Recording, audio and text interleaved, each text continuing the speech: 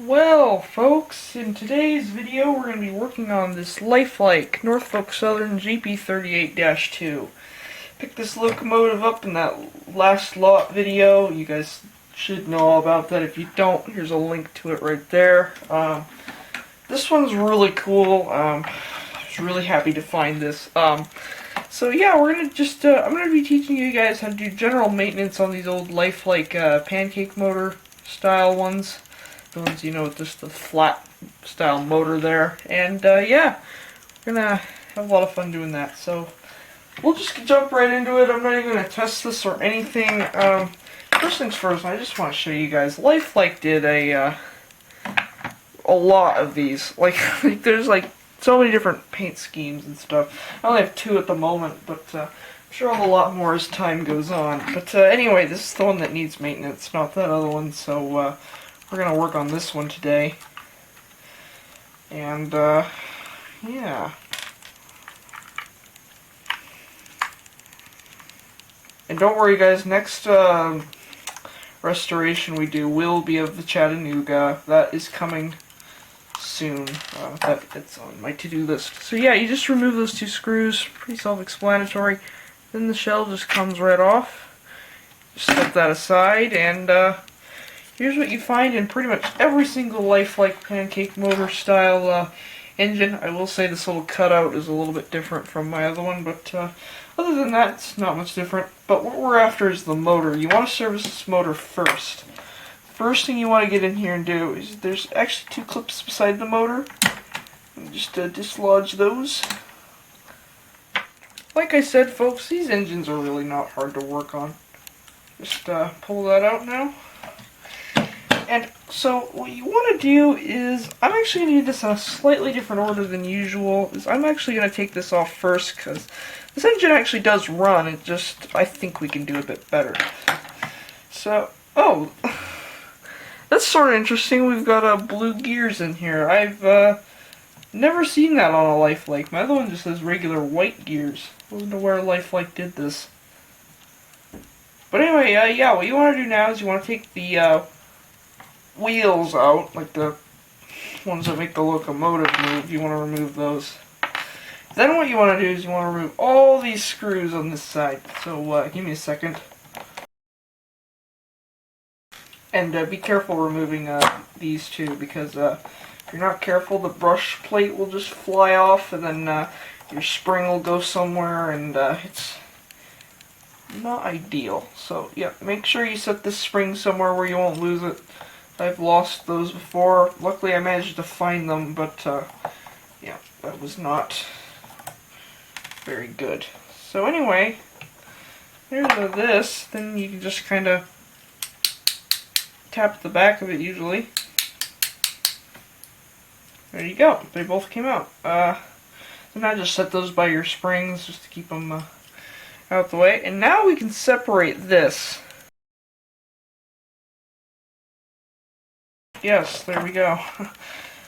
Okay, well that motor just came out. Okay. Make sure you know which way those magnets were in there. In this case, I know which way they were in there, but definitely make sure you know which way those were in there. Sorry, I've never had them just pop out like that before, so it was certainly quite different. Now, the part we're after in here is that part right there. That part right there is called the commutator, as most of you probably know if you follow my videos. You want to take a fiberglass pencil, you just rub at that. Yeah, get that out a little bit more. You just rub everything off of there. You can probably see that difference. So yeah. So anyway, and then there's one more thing we want to do before we leave, is you can take something very small. I don't recommend a screwdriver, but I'm going to use one. You want to clean out the spaces between the commutator plates. These can actually, if you leave them, you can actually short your motor. So I'll make sure you clean those up. And now back over here, got all these gears. What I'm going to do real quick is just pop that back in there. Make sure it's seated in there nice. These magnets are really strong. I do like that. My other one is not quite as strong as this, so yeah, I was like I said, I was very excited. I was very happy to see that these were in excellent condition. When you get those gears in there like so, you just want to put a little bit on top and a little bit on the teeth. Well, folks, I did that off camera just because I couldn't quite remember which way it went. So what we're going to do now is we're going to put all those screws back in and get the brushes back in. Also, guys, let me know down in the comments what you all think of this locomotive. I really think that this locomotive is really cool, but you guys will have to let me know what you think. So leave a comment. As you can see, what I'm doing right now is I'm just putting the brushes and stuff in. You want to just get the brushes in first and then the springs on top. You can then take your brush plates, and this can be pretty difficult. So. Alright, well I've got that in place now, so now you can just snap that back on, and voila! Then you can also just snap that part back in. Pretty easy to do. So now that's this back together. So yeah, what I'm going to do real quick is I'm just going to plop it on the track and see if it runs any better, and if it does, I'll be satisfied with that. If it doesn't, we're going to open up the other truck. Alright, we're opening up the other truck. It's not bad, but it can be better. So to open up this other truck, what you gotta do is you gotta pry right here on both sides. This can be a little bit tricky, but okay. So now we've got this, which is just this in here, and that's a problem. Okay, this spring that holds the wheels down was underneath the wheels, so it's a problem. But also these wheels are just super oxidized. So what I'm gonna do, I'm just going to take my fiberglass pencil, I'm going to go at it until these are looking spiffy clean. Okay guys, so yeah, what we need to do now is we need to put these in here just like so. Don't really think it matters which way these go in there. And what you want to do is you want to put that over top. So I don't know, like I said, why that was in the other way, but that definitely wasn't helping things. Then I don't think it matters which way that piece goes on, so we'll just snap it on there and hope for the best.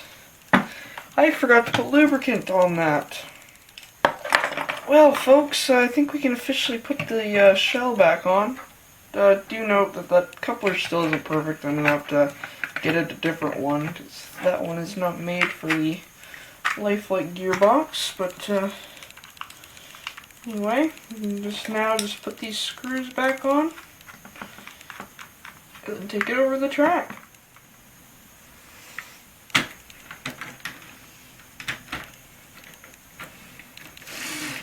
What do you guys think? How's it gonna run?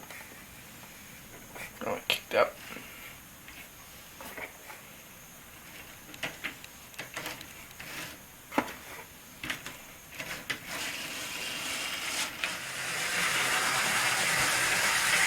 Well, folks, it's now sometime later, and I just realized that the wheels were still stupid dirty, so I cleaned those up, and now it's actually doing a pretty good sort of medium speed. It's only at 70% power, and you can see if I kick it down to 60, it doesn't conk out right away, so that's not bad.